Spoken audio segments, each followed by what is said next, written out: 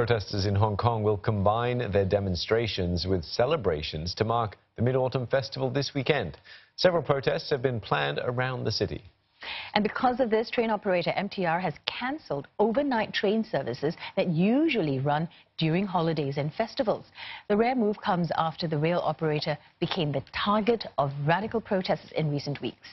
Police have banned a mass rally planned for this Sunday on Hong Kong Island due to public safety concerns. Organisers of the march, the Civil Human Rights Front, said they plan to appeal. For more on this, let's cross over to our correspondent, Leong Wai-Kit, and he is in Hong Kong.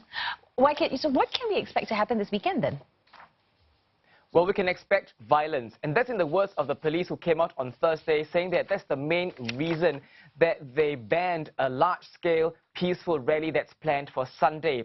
Of course, that's in the appeal stage, so that remains to be seen as to whether it will really be banned on Sunday. The second event is another airport stress test, but based on what we saw in the last stress test on Saturday, that didn't materialize, and that's also because there were many police boots on the ground. They were proactively checking people with no valid boarding passes going towards the airport.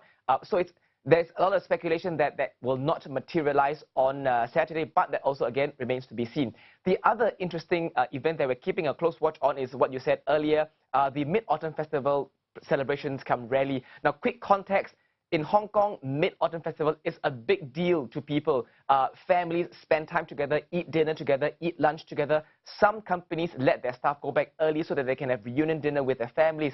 So the turnout for this event will be a very interesting indicator. Will people stick to tradition and remain with their families, or do they feel it's more important to come out and have their voices heard? Now, the other point I want to make is that, this of course, is a celebration. People are encouraged to come out and carry lanterns. And if there are many people carrying lanterns, whether accidentally or intentionally, there's going to be fire hazard. And these days, when you attend rallies, it's not unfair to have a mindset that tells yourself, expect the worst. Wai-Kit, we understand that one protester actually went to court today to prevent police from accessing her medical records. Tell us more about that. Sure. Let's start from the very beginning. Quick context. This young woman was involved in was present at a protest in early August. She was hit in the eye, serious injury. She went to the hospital. Some say that she was hurt by beanbag rounds fired by the police, which are basically non-lethal weapons fired by the police. Some say that maybe she was hurt by projectiles that were thrown by protesters.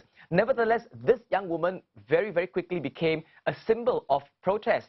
There were illustrations made out of her, a young woman with a bloodied eye patch.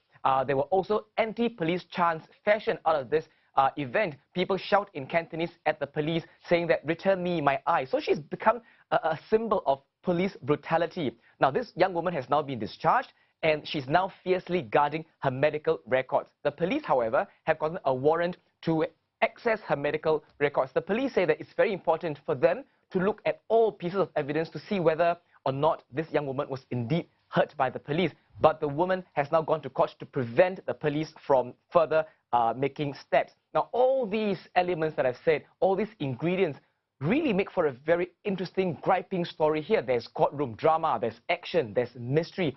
But if we take a few steps back and look at it in its entirety, this is a significant case because the authorities have been very keen to tell the public that they want to correct all sorts of fake news. At the same time, they also want to tell the public that they are transparent. They will look into any allegations of police brutality. So this is a very interesting case to watch moving forward.